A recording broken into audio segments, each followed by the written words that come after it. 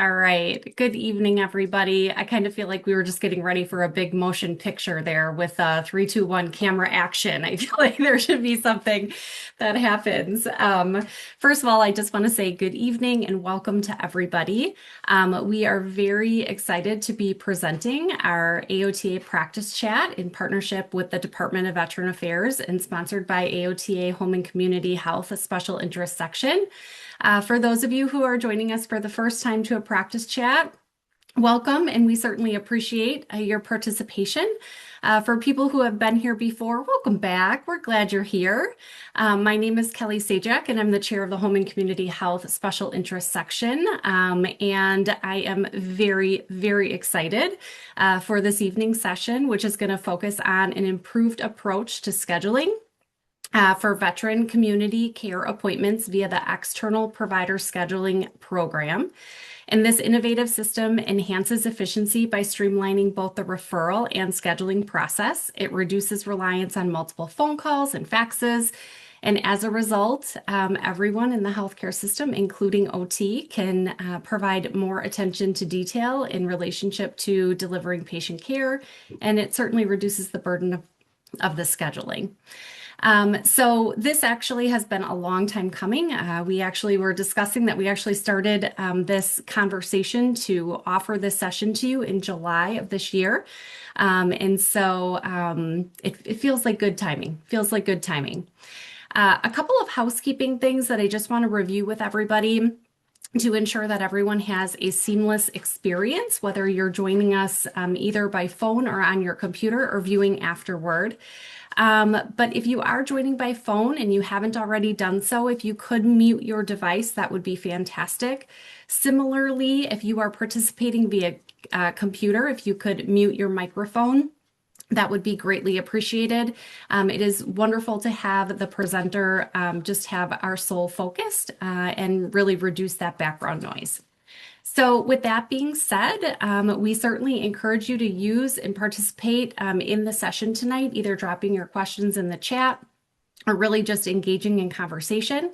But it is my privilege to introduce our guests and the primary presenter for this evening, which is actually Devin Kinsella. So the floor is all yours, Devin. Thanks for joining us. Thank you so much, Kelly. We are excited to be here tonight to talk to you about EPS. So before we get started, we'll go through some introductions. So I will pass it over to Dr. Maureen McCarthy to get us started. Thank you, Devin. I'm Dr. Maureen McCarthy, longtime VA provider who is now retired, but very committed to improving access to veterans. And so this project is very dear to my heart as a way to decrease the amount of time it takes to schedule veterans into community care appointments. There are a few other people that are my colleagues I would like to introduce. One is Dr. Madhu Agarwal. I'm not sure she's on. Another is our VA National Chief of Occupational Therapy, Frederica O'Donnell. And then we have a few other folks from our program, including Nadal Ide. And of course, I'm going to turn it back to Devin in a second. Nadal is that person who leads federal relationships for WellHive on behalf of EPS. So thank you to him, and back to you, Devin. Wonderful, thank you. So Chelsea, we can go ahead and go to the next slide. So as Maureen mentioned, I'm part of the contract support team for the VA's EPS program. So we wanted to talk to you a little bit about why we're here. So the VA, as you all know, relies on its community care partners to provide veterans care when the VA is unable to. So maybe there are location challenges or access challenges. Those community care partnerships are really critical. So when the VA has a goal of scheduling a veteran's community care appointment within 7 days of the veteran being eligible for that care, as you may know, this has been a challenge for us. And when we started this program, that average time was actually closer to 33 days. So what we've done to address that challenge is implement the EPS tool. So Nadal, with our WellHive technology partner, they created a system that directly connects to providers' EHR systems and enables VA schedulers to book those appointments within the tool. So as I mentioned, and as Kelly, you referenced as well, by directly enabling schedulers to book those appointments within the tool, it greatly reduces the amount of back and forth phone calls and faxes, emails, all of those burdens to maybe your front office staff or your scheduling team in order to coordinate that appointment. It also enables for providers to maintain full control over their schedule. So we are not asking for people to create new availability or to squeeze a veteran in the 15 minutes in between appointments, but rather by surfacing the availability that they do have, we're able to get the veteran the care that they need that also meets the provider's schedule accommodations. And so to date, I think this year we've booked close to 55,000 appointments within the tool and have really seen a great increase in effectiveness with that. Additionally, we also know that no-shows can be a burden on providers and practice groups. And so we've seen that with the EPS tool, we've actually been able to reduce the no-show rate by about 15%. In some instances, it is more, but just being able to coordinate that care upfront while the veteran is on the phone has been a tremendous help in reducing the no-shows. It also simplifies the care coordination process. So when a veteran is authorized for that care, they receive the authorization number. And so when a VA scheduler is booking an appointment through EPS, they're actually required to provide that authorization number upfront. So what this does for you as a provider is, one, ensures that the veteran has already been approved for that care, and two, also confirms that you'll receive payment for it by having that flow through directly to your EHR. EPS is also free to use. There are no hidden fees associated with booking appointments, no additional annual fees, which is a great benefit to providers. And then lastly, we've also been able to integrate the EPS tool with over 150 EHR systems. So as Richard Marble, our VA business owner, likes to say, even if a provider is still using pen and paper to schedule, we still have a way to connect to EPS to coordinate this care. Before I move forward, I know that was fast, but Nadal or Maureen, anything that you would add? No, I think that was great. Agree. Okay, wonderful. And so the VA is a large healthcare system with over 1,300 medical facilities and serving 9.1 million veterans. And so we see about 8 million referral appointments go out throughout the year. And Chelsea, if we flip to the next slide, we can look at occupational therapy specifically. So within the last year, there have been over 28,000 referrals to our VA community care partners for occupational therapy. And so on the right-hand side, you can see a heat map. What this shows you is the darker colors are where we see more of the referral volume in the last year. And then the blue dots are where we have active EPS-enabled providers. And so what we're asking tonight is to help us fill some of those gaps where we maybe have those higher referral volumes and less provider availability. Nadal, anything you would add to this one? Yeah, obviously, there are three huge veteran population centers, Texas being number one, California being number two, and Florida being three. But if you look at the top referring VAMCs on your left-hand side, one thing to note that one referral doesn't equal one appointment. One referral can equal like 5 or 10 appointments. And also, we're only going to send you the first referral, and then all the follow-up scheduling is done within your system. So just wanted to add that context as well. Perfect. Thank you. You also want to say something about the number of VAs that are using this and have the ability to schedule like this. Did you mention that? Yes, so we are now live with all 140 sites for EPS, meaning that we have schedulers across the country who are able to use this tool.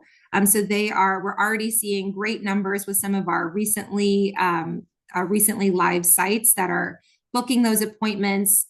As we mentioned, historically, it could take somewhere up to 33 days to book an appointment.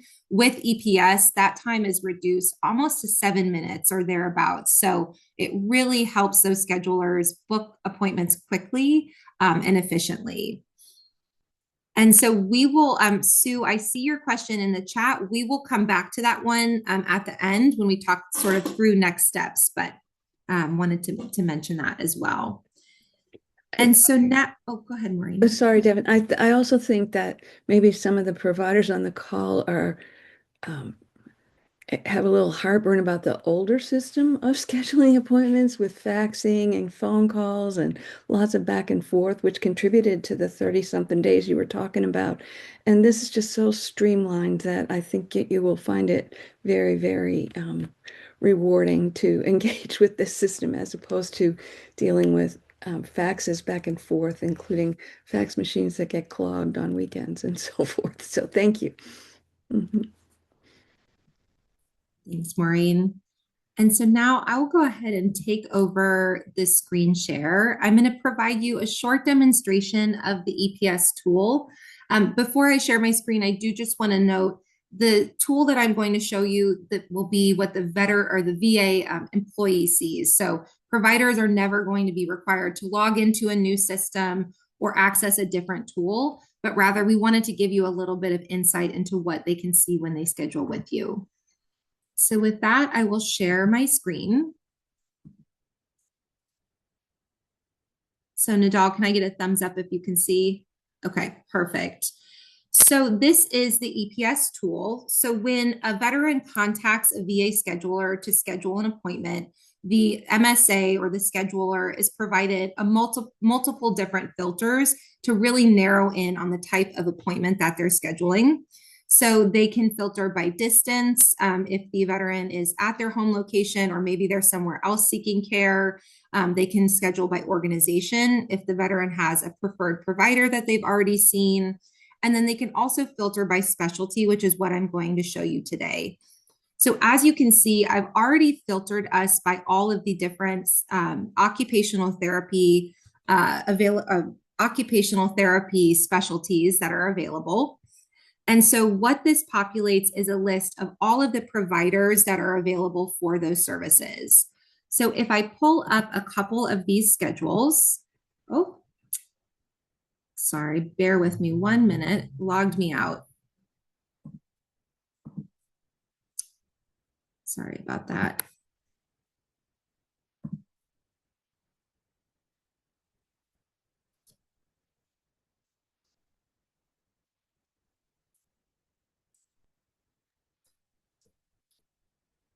Okay, we are back in business. So you can see, I'll go ahead and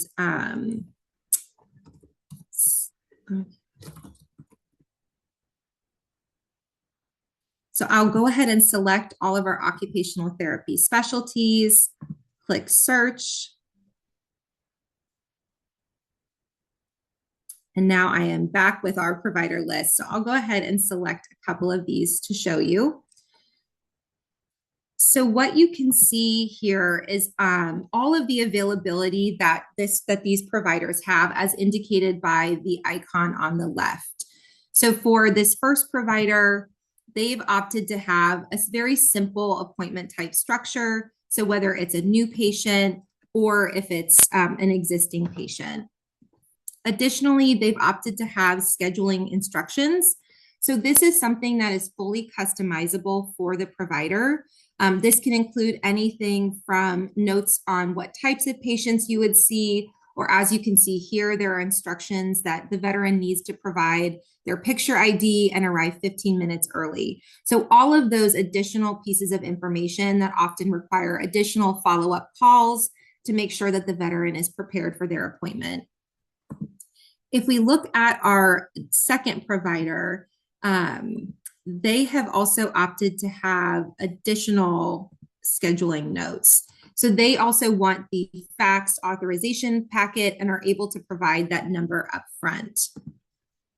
You can also see, let me pull up this other one as well. So here we have a provider that's opted to have a much more detailed set of appointment types. So similar to the scheduling instructions, this is also fully customizable by provider. So this provider has opted to have new and established patient types for each of the different subspecialties that they provide. So if I go ahead and select a couple of appointments, I'm automatically able to see all of the appointments available for all providers that I've selected. So what this means is that if I'm on the phone with a veteran scheduling an appointment and they say, I can only see the doctor on Monday in the afternoon, I'm quickly able to jump into the next Monday with availability and offer them all of the times that both of these providers have to enable them to select the appointment that best fits their needs and best fits the type of care that they're receiving. So when booking this appointment, as I mentioned earlier, as the scheduler for the VA, I would select the appointment type and then I would enter the VA authorization number. So both the VA authorization number as well as the patient's demographic information will flow through to that provider's EHR and show up as if the appointment had been booked with their front office staff. So very streamlined. As you can see, that only took a couple of minutes for me to pull up and streamline that process. Nidal, anything that you would add here? Yeah, first of all, it's great. Second, we're only going to send over authorized referrals. So that authorization number will actually flow directly into the EMR. Another thing that Devin had mentioned, when we schedule that appointment, it's built directly into your EHR system. So it'll basically appear on your calendar, much like I send you an invite in Teams or something, and it'll just kind of appear on your calendar. Very similar concept. There is no logging into any system. So we build this into the provider's workflow on behalf of the VA. And this, Maureen, could I just add, I know that somebody's looking at this and saying, wait a minute, this one's Alaska and this one's North Carolina. Can you talk about searching and how it gets narrowed down for the veteran? Yeah, absolutely. Yeah, as you mentioned, Maureen, I did not add any location-based filters, but when a veteran is seeking care and their profile is open on EPS, the filter will automatically apply a 25-mile radius to all search results. This is adjustable. We know that for many of our veterans in rural areas, 25 miles might not be a far enough distance to access those different providers. So the scheduler is able to then expand that to 50 miles or 75 miles. So this is an unfiltered view of all providers in our live system, but the VA scheduler would go in and filter by distance and then can also apply additional organization or specialty filters as needed. Could I just add a little bit for the sake of those who have kind of struggled with the system in the past for scheduling and what a relief this would be? I certainly remember seeing data, for instance, about how long it was taking our schedulers to schedule an appointment for a veteran in community care. And often they were hours back and forth trying to get the right time, the right location. The veteran would say, oh, I can only see somebody on Wednesday afternoons when my daughter is off work, or some similar kind of reason. And this system is able to filter all that into it, which saves so much time back and forth with phone calls and faxes and so forth. That's why we get down to the 7 minutes as opposed to the 2 or 3 weeks that was going on before with the faxes and the phone calls. So I think that what you would find as a provider is that this goes much more efficiently. Thanks for letting me clarify. Yeah, absolutely. Thank you, Maureen. So with that, I will pass the screen share back to Chelsea.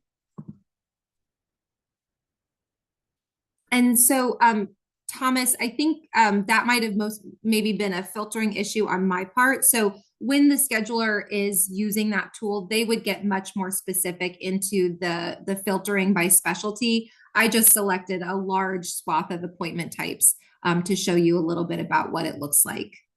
And that is also something that as you're working with the WellHive team to go through the onboarding process, that's something that you would flesh out with them in terms of what those specialties are, what your appointment types look like, as well as any of those additional scheduling instructions. So that would be part of the onboarding process that you would work through. And then I wanted to come back to Sue's question about how do providers get connected with the EPS system. So the first step is the QR code that you'll see here. There's also a link to our webpage where you can access this. But what this does is we'll connect you with our team to begin the onboarding process.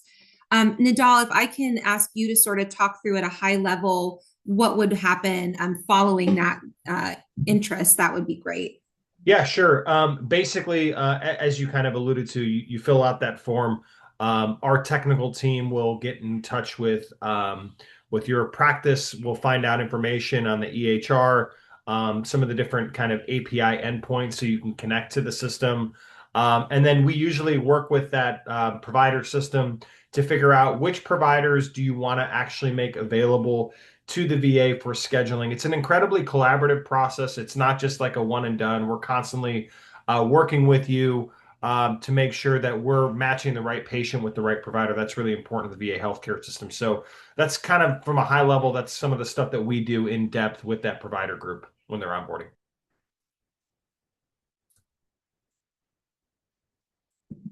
Are there any other questions? Sue, any follow-up questions to what Nidal shared?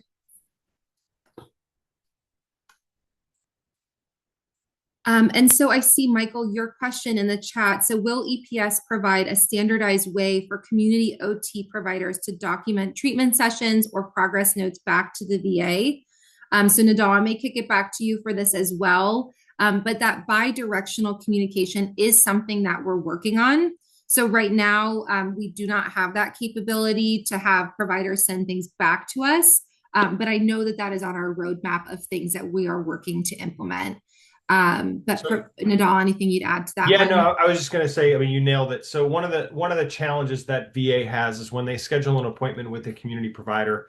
In the current process, we're having to actually call that health system or therapist or whatever the specialty is, and we actually have to confirm, hey, was this veteran seen?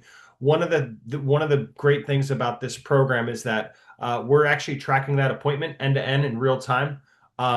So that doesn't happen anymore. And the second part is we are now FedRAMP High, which is basically the highest level of security in the federal government, which means we are now enabled to basically exchange information back and forth. As Devin pointed out, that is a future state, but we're getting there, and this program is constantly getting better, and we're always listening to feedback from provider groups to actually improve that process. So yes, that's definitely something that's on our roadmap. Thanks, Nidal. And then I see, oh, go ahead, Maureen. Did you want to add to that? No, I'll add something later. It's okay. Okay. And so I see Sue has another question. So what if the EMR is not one that you have a connection with? And so I think if I'm understanding your question correctly is, what if my medical record system is not one that we've used before? So as I mentioned, we have connected with over 150 different types of EMRs. So everything from your Epics and Athenas down to some of the more small EMR systems. So if you're interested and if that's something that you want to sign up for, our WellHive partners will work with you to find that connection and to make something work for that. But Nidal, I see you nodding. Anything you want to add to that one? No, you nailed it. We'll find a solution. Wonderful.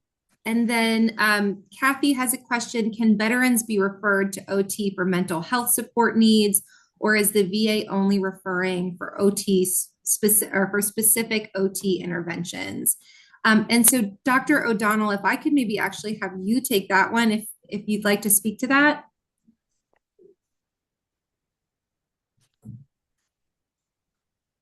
I don't know if Freddie is able to answer. Hi, sorry Hi. about that. Took me a second to unmute. So it depends on the facility as to what reasons they may be referring out for occupational therapy. So mental health could be a potential reason. Thank you so much. And then Nadal, I'll also pass this one to you. So Alicia's question, is this appointment tracked in the HSRM system, or do these two systems work together? So this appointment will be tracked when we schedule an appointment through EPS. It'll be tracked end to end by the EPS system. HSRM, Health Share Referral Manager, we do not have that in it. They're not technically communicating with each other yet. Eventually, we will get to the point where everything's integrated into one transaction, but they are separate at this time. We are tracking the appointment end to end and the appointment outcome end to end. Hope that helps. And then we have another question from Michael. Does EPS offer a way to flag urgent OT needs or high priority referrals to community providers? So Maureen or Nadal, do you want to take that one?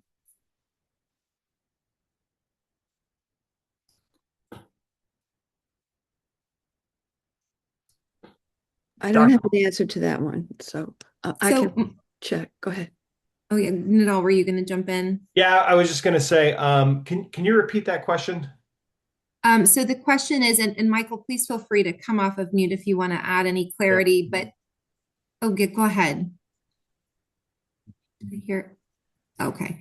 So his question was, does EPS offer a way to flag urgent OT needs or high priority referrals to community providers?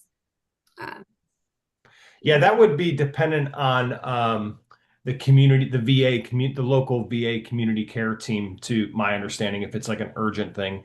If you have the patient and we've referred to you, and it's outside of the standard episode of care, they would have something called, Dr. McCarthy, jump in here and help me. They would have something called a request for service that would go back to the local community care team at the VA, and they would have to approve that request if it was something that was outside of the scope of the standard episode of care.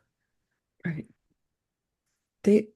And I think people are familiar with this standardized episode of care that they call COCS, because we have abbreviations for everything in VA. But an evaluation would include any necessary labs or imaging or consults and so forth that would be approved to be done together as kind of like a package deal.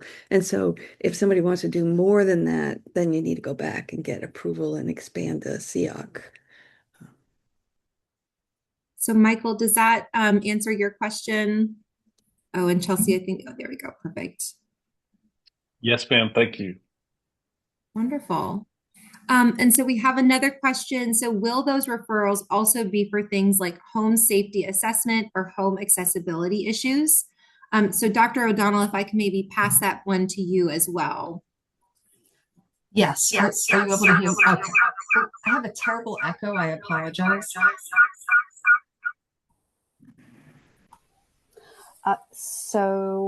Hopefully you can hear me now. Yes. Excellent. Without that terrible echo. So you can have referrals for a variety of reasons. So we all know that occupational therapy has a very broad scope and depth. So depending on the specific needs of that facility and the veterans in that community, OT referrals can reflect a wide variety of veteran needs, including home safety evaluations. Thank you. And then we have one more question for you as well. So we have a question, is functional cognition services from OT providers similar to the behavioral mental health support dependent on the facility? So that's an interesting question, and I would probably need a little bit more information to answer that appropriately. So I think of functional cognition as how occupational therapists address any kind of cognitive deficit. So that could be like a brain injury or a stroke, or it could be including individuals that might have some mental health conditions. So I think of functional cognition as an intervention for a variety of different diagnoses. Okay, great. These are great questions. Are there any additional questions that we haven't answered? Hi. How long does it take to become listed as a community care provider. I've hired a credentialing company, and I know that we have applied, and I've been told I'm on a wait list.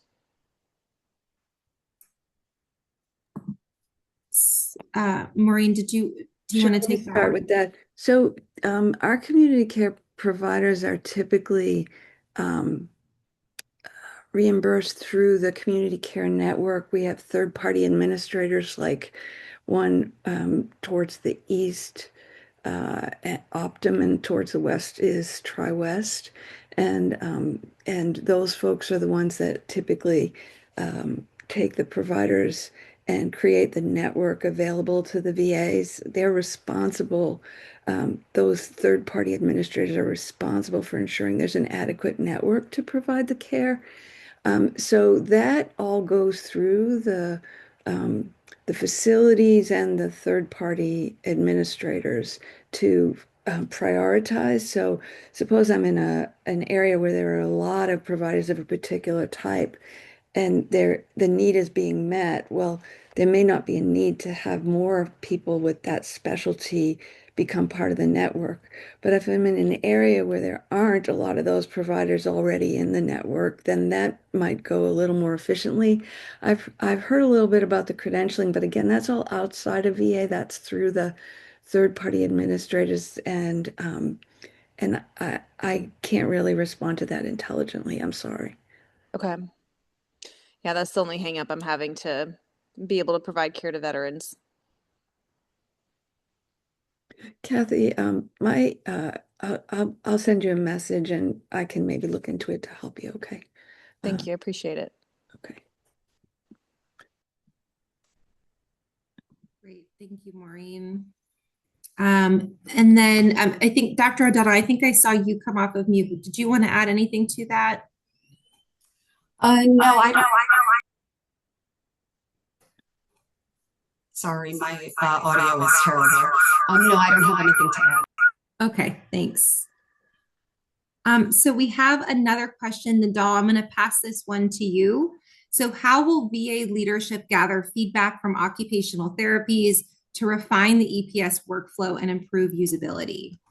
Yeah, great question. Basically, when you sign up in the when you go through kind of the enrollment process, we get the kind of technical integration in place, et cetera.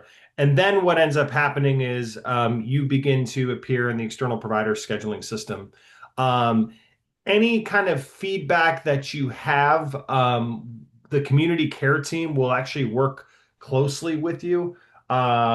Like if there are issues with the appointment being scheduled, or we're not following the notes, et cetera, there's usually a close POC from the EPS team on the VA side, and that community care kind of VA leader as well. So we'll actually work closely with you to kind of refine and make that process better as a whole. This is a system that's continuing to grow and evolve, so we're always looking for feedback from provider groups. So that's something that we'll hyper focus on, is improving that process. And then I'd also add, Nadal, in addition to getting feedback from providers, we are also working very closely with our scheduling staff. We know that many of your front offices are very, very close with their VA schedulers and have a very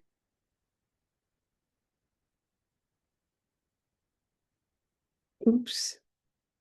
I think we lost you, Devin. I think she froze. have a very, Oh, there you go. Are you back? very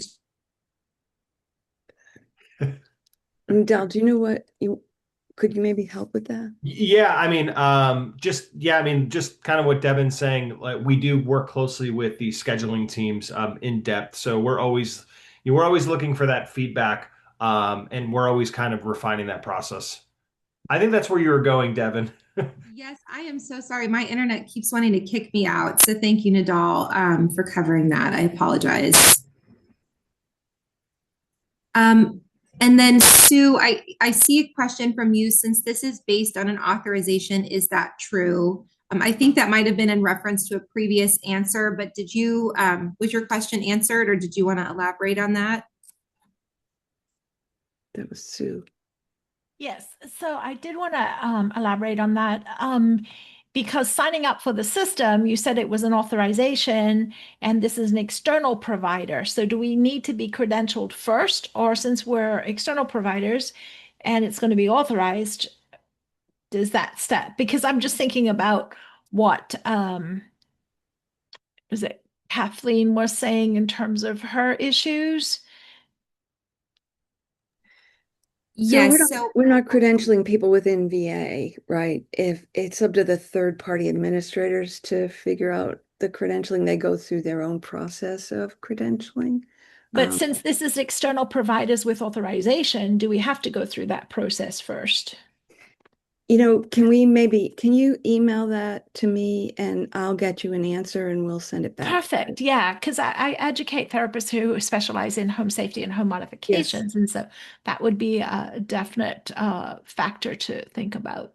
I'll put my email in the chat, but it's best if you send me the whole question and then yes, I'll and Maureen, I think if I'm understanding you correctly, Sue, I think what you're asking is that in order to be available to schedule within the EPS tool, you do need to be a credentialed CCN provider. So all of the providers that we see within that tool are already authorized within the CCN.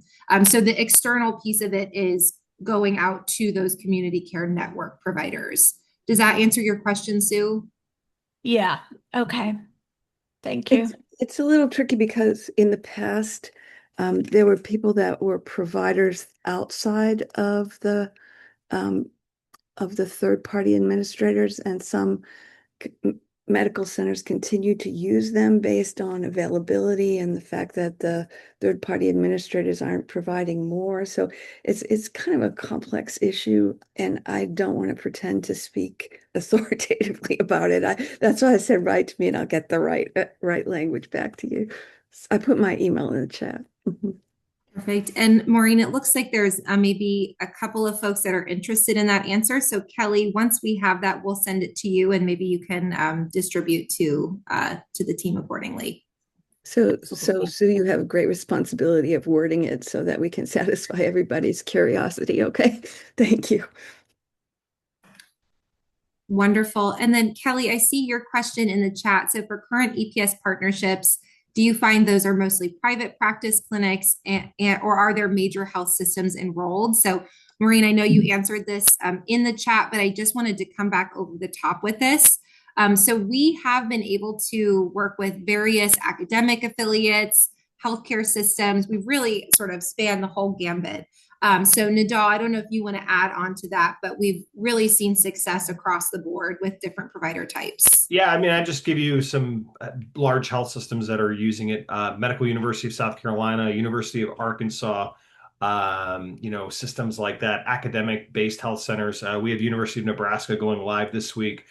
So yeah, I mean, it spans, as Devin said, it spans all the different specialties. Of course, VA is a very large health system with many different specialties and subspecialties. So I mean, we adapt to every type of EHR.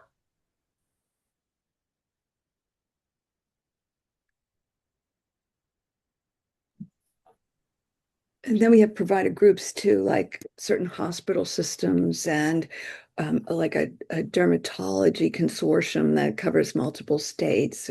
But we also have individual providers that have signed on as well. So it's the whole gamut. And we're really pleased, just in the interest of being able to provide the care for veterans more efficiently and quicker. Mm-hmm. And so we have another question in the chat. So from the VA's perspective, what can OTs do within their daily practice to support the goals of EPS, whether that's promoting its use with veterans, improving communication with schedulers, et cetera? And so I think, so just to clarify, so with the EPS tool, the only individuals that will actually be using the system will be those VA schedulers. So for the veteran, their experience is not going to be changed. They will still call in to their MSA scheduler to book that appointment. And then from the provider perspective, There will be no additional logins, no additional tools or systems to be used. So really it's helping streamline that middle piece where the scheduler is going back and forth in between the veteran and the different providers. But I think in terms of supporting the goals, I think it's that providing us that availability. So by helping us connect to your schedule and what availability you have, you'll be able to help us reduce that time to wait from the authorization to that first appointment. So I think that's the best way to do it, is to participate and help us get veterans more access to those appointments. But Nidal or Maureen, anything you would want to add to that? I would just say sign up. That's probably the most useful thing for people to do to try and match the goals, and also to help with the scheduling. It takes two sides. It takes the VAs to be on board, and it takes the community providers to be on board. And now all the VAs are on board, which is great. So we're working hard to get all the community providers that are willing to be on board. And so if you would like to do it, it truly, I promise you, whoever's in charge of scheduling, whether it's you or someone else, will be grateful to eliminate the faxing and the phone calls and the repeat phone calls and so forth. I think it was mentioned earlier, the first appointment no-show rates across specialties have decreased.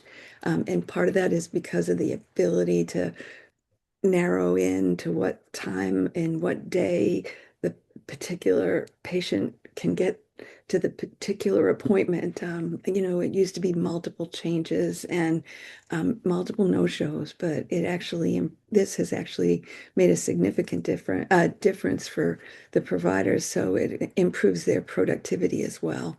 So in fitting with the goals, please sign up. Yeah, it would be great. It was mentioned no cost, and you get a lot of support in getting it installed and so forth. We just we just think it would be great for people to join in. Thank you. Thanks, Maureen. And then we have a question. Are there any benefits as a smaller home care company that is contracted to provide veteran skilled care being in the EPS system? So I think, as we've mentioned, some of the benefits in thinking about it as a smaller company is that this EPS system, as Maureen mentioned, decreases those no-shows. So we know that when you have maybe a smaller set of providers, having people show up to those appointments and using that availability is going to be critical. So by reducing some of the coordination process up front, having the veteran on the phone as I'm booking the appointment, making sure that they have the transportation, they have the availability, it works for their schedule. It really helps you to maximize your bookings by making sure that the veteran is there, there's already authorized payment for it, and things of that nature. So I think it just really helps to ensure that your schedule is being used to the fullest capability possible to help support your smaller business. And then I see Michael's question: what is the process for signing up, and how can I verify whether my clinic or healthcare organization is already registered? So as we mentioned, if you scan this QR code, there's a very short form to fill out to indicate whether or not to indicate your interest. And so from there, our team will contact you to go through all of your organizational information. And during that communication process, you can also confirm if others within your organization have already signed up, and sort of go through that process. Nidal, anything you'd add to that one? Okay. Michael, does that answer your question? That was excellent. Sorry, I missed that. Oh, yeah, no worries. Some people are QR code phobic, and so there's the link there. You can also contact us at epsprovider@va.gov, or the EPS webpage that's on there, and they both kind of will lead you to the same direction. Yep, absolutely, Maureen. Thank you. I don't mean to insult anyone about using the word phobia. You may know I'm a psychiatrist by training, so I use it cautiously, but I certainly have met plenty of people who don't like QR codes. So.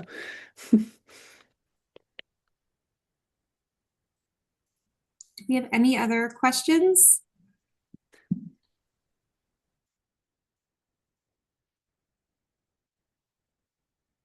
Okay. It seems like we are all set there. So again, thank you so much for spending your Monday evening with us. We hope you all had a wonderful holiday. And Kelly, I will pass it back to you to wrap us up. Okay, sounds wonderful. I just want to say thank you, Maureen, Nadal, Devin, Chelsea for running slides in the back, and everyone else who participated within the conversation tonight. As I was listening, a couple of things resonated with me personally. The first one is the 9.1 million veterans that are out there that have provided service and commitment to our country, but also the 28,000 OT referrals that have been made. I think the excitement I have in regards to recognizing occupational therapy services to be of value to veterans, I think is really heartwarming.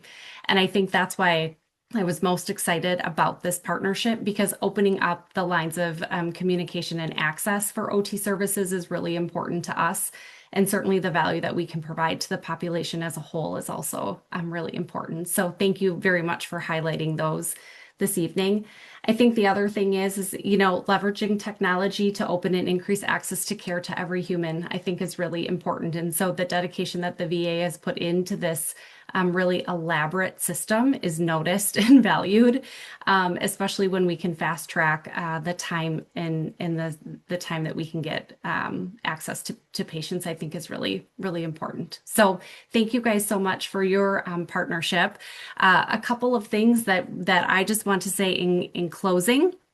And kind of formally for everybody, is that we want to make sure that everybody from an AOTA perspective is engaged and finds the practice chats really meaningful.